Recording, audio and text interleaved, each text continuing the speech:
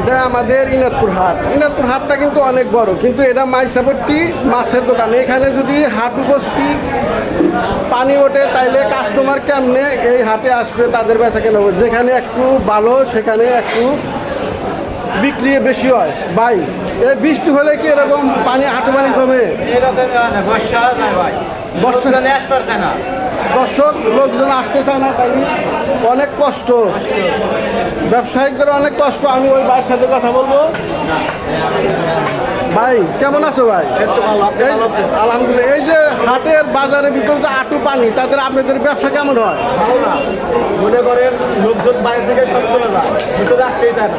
দর্শক ইনাদপুর হাটে মাইসাপট্টি হাঁটু পানি হয়, এদিকে মানুষ আসতে পারে না, তাদের ব্যবসা মন্দা। আর ওইদিকে একটু ভালো আছে, তাদের ওইখান থেকে কেনাকাটা করে চলে যায়।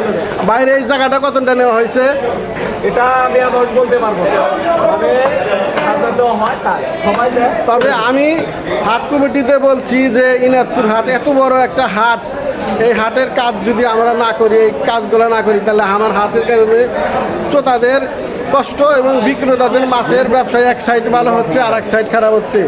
ধন্যবাদ। আমার ভিডিওটা বেশি বেশি শেয়ার করবেন।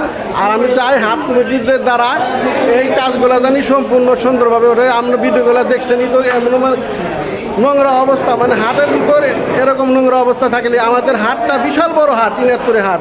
ধন্যবাদ। ভিডিওটা বেশি বেশি শেয়ার করবেন।